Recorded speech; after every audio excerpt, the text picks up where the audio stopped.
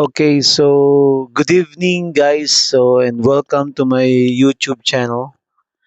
All right. Ngayon, actually may nakita ako rito sa Facebook, yung sinabi ni Department of Energy Secretary Sharon Garin. Ngayon lang to, no, March 17, 2026. Ang sabi niya, walang oil crisis sa supply. Presyo lang ang problema according to her, no? So wala raw krisis sa supply sa ibang bagay, presyo lang talaga kasi hindi talaga makokontrol ng DOE o kahit ng oil companies yung international market kasi kapag krisis ang iniisip ko, mawawalan tayo ng supply pero hindi pa naman, no? Ito yung sinabi niya, ito yung nagsalita oh. Yan. Ayan, si Garin. Ngayon i-analyze natin. Kasi sabi niya wala namang oil crisis sa supply. Tapos kamukha nito. Sinabi ni Energy Secretary Sharon Garin na wala umanong oil crisis sa Pilipinas, no? Pagdating sa supply. So, ibig sabihin, mayroon tayong supply, no? May mga supply diyan, kaso nga lang kung pag sinabi niya ng ganito guys na wala umanong oil crisis sa Pilipinas pagdating sa supply. So, ang nangyayari, pinapataas sila yung presyo, hino-hoard nila. So, nagkakaroon ng hoarding, no? So it's an economic term itong hoarding na ibig sabihin um, mayroong supply pero pinipigilan nilang ilabas yon para tumaas ang presyo nung item na yon. Pinapataas nila ang presyo, no? So nagki-create sila ng artificial shortage. Ito nangyayari, no? So hindi natin kung kamukha na ito, paano nalaman ni nalaman ni secretary, no, na walang oil crisis, no? So hindi ba ibig sabihin ito ano ba to is there a conspiracy between the government and the oil companies here in the Philippines? So tuloy natin no. Kahit naramdam ang mataas na presyo ng langis, ayon sa kanya, ang may tuturing na krisis ay kapag nagkukulang na ang supply. Pero sa kasalukuyan ay sapat pa naman ang fuel na available sa bansa. Okay, sapat no? Sapat daw ha. Gayunpaman, inaasahan na ang malaking pagtaas ng presyo ng langis ngayong linggo. So posibleng umabot daw hanggang 114 pesos kada litro ang diesel guys, no? Habang tataas naman ang gasolina ng 12 pesos and 90 centavos. So 13 pesos na to, 13 pesos. Yung sa diesel guys, this week no, this week tataas siya kada litro yung diesel ng 114 pesos, no? Grabe. Yung ano naman, gasolina, 13 pesos, 13. Kasi 12 pesos and 90 centavos, 10 centavos na lang, piso na. No? 13 pesos na yan. Hanggang 16 pesos, hanggang 16 pesos and 60 centavos kada litro sa gasolina. So, ang pinaka-maximum pala niyan, 16 pesos. No, yung kerosene naman, 6 pesos and 90 centavos. So, 7 pesos na. Hanggang 8 pesos and 90 centavos kada litro. So, 9 na. So, iba-iba ang magiging presyo depende sa oil company dahil sa umiiral na deregulation. No? Kung saan malaya silang magtakda ng sariling presyo base sa kompetisyon sa merkado.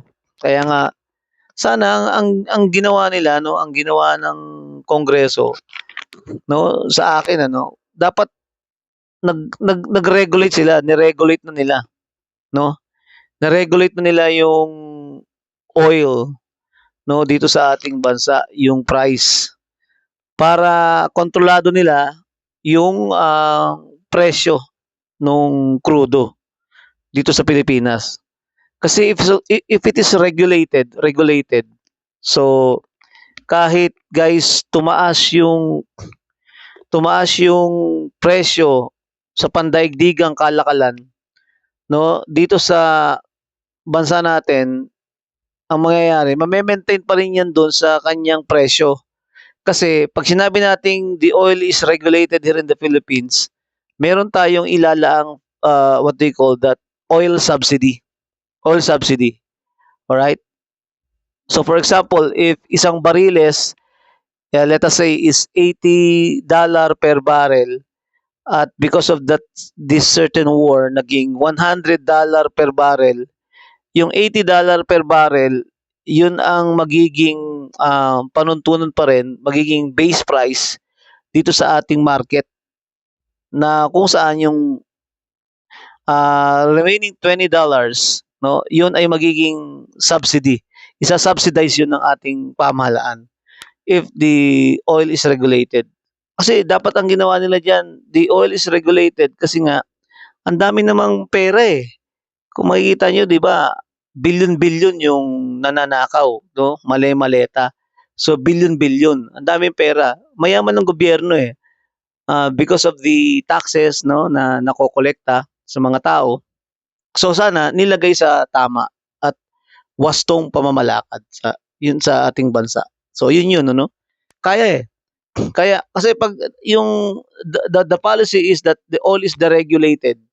Pag deregulated yan, guys, pag tumaas ang presyo ng bariles sa pandaigdigang kalakalan, maapektuhan talaga ang ating bansa, no?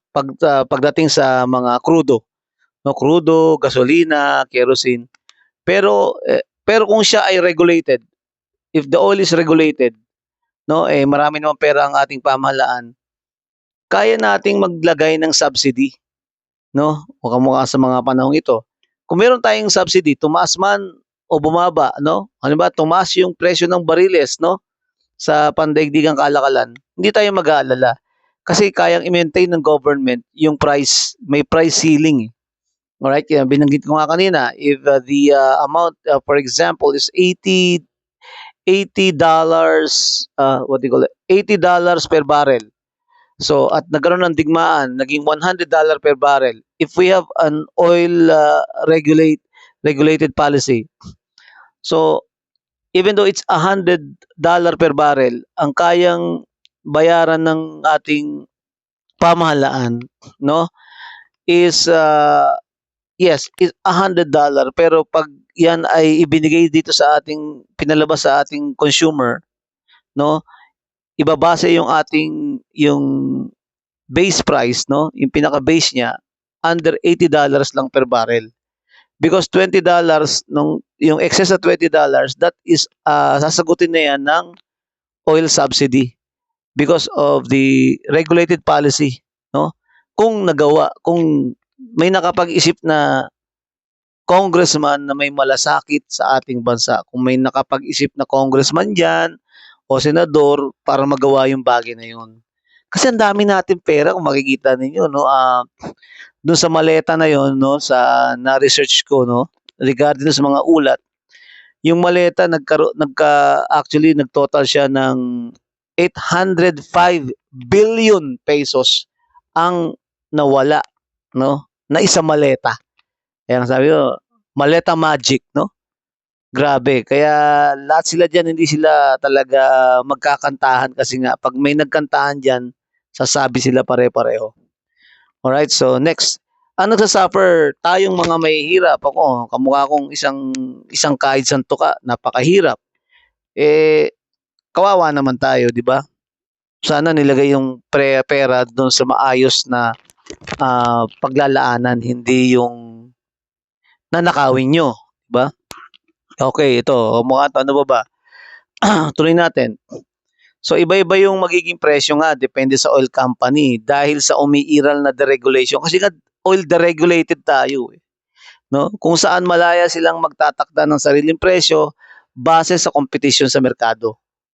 Pag oil deregulated, Ibig sabihin, wala tayong policy, no, na sinusunod dito. Pero if the oil is regulated in the Philippines, meron tayong ilalaang oil subsidy, no, para ma-maintain yung presyo nung kerosene, ng crudo at ng gasolina. So dagdag pa nito ni Garin na may sapat na supply ng langis daw ang Pilipinas na maaaring tumagal ng mahigit na 30 araw at maaari pang umangkat mula sa ibang bansa tulad ng United States, Russia, and Canada. Tinitingnan din ang posibilidad ng pag-import ng mas murang langis mula sa Russia bagamat patuloy pa ang negosasyon at hindi pa tiyak ang detalye nito.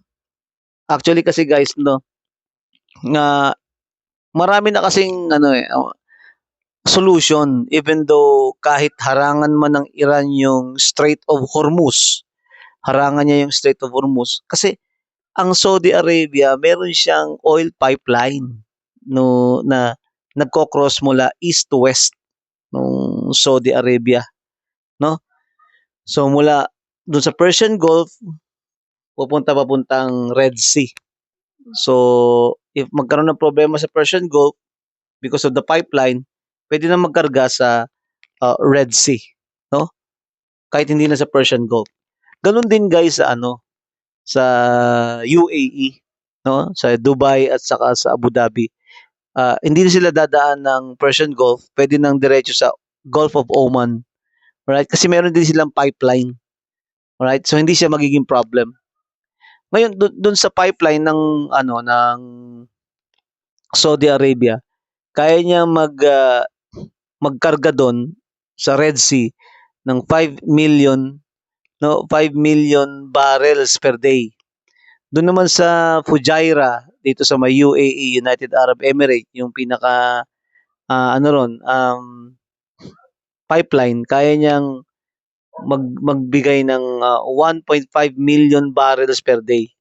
Alright, so yun. So at ang Pilipinas, pwede pa tayong makaangkat kasi pinayagan na ni President Donald Trump ang Russia, no, na mag-trade ng langis. Alright, mag-trade ng langis. So meron na tayong makukuhanan sa Russia, no, na langis. So actually if the government can do such things to what they call that, to lessen, no, to lessen the gravity of the oil prices here in the Philippines, no, kaya nila no, but the thing is, I think I see that uh the government is yeah, on my own opinion, they have a negotiation with the oil companies, no. So uh pwede naman nilang gawing kasi the supply is normal no, according to Secretary Garin.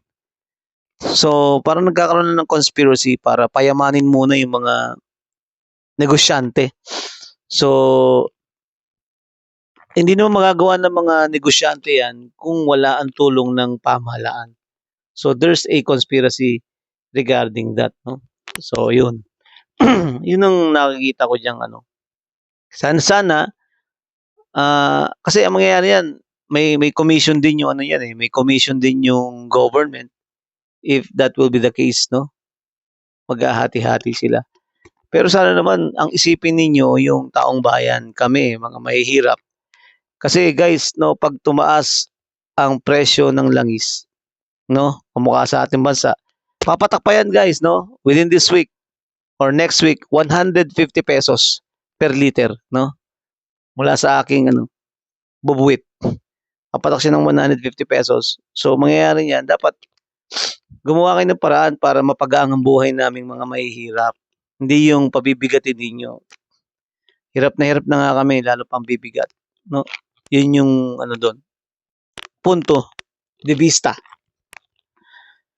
So nilinaw din ni Garin na walang planong magpatupad ng fuel rationing tulad noong dekada 70. Sa ngayon, ang pangunahing issue ay ang mataas na presyo at epekto nito sa transportasyon.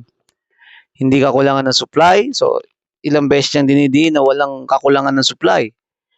So if there's no Ay, ang tanong dito guys wala na mga kakulangan ng supply bakit nyo tinataas yung presyo? 'Di ba? Binabantayan din ng gobyerno ang posibleng hoarding at nagbabala na may kaparusahan ng sino mang lalabag. Kaya nga, so walang walang kakulangan ng supply, bakit ang nangyayari, ah, pinapayagan yung tumaas yung supply, 'no?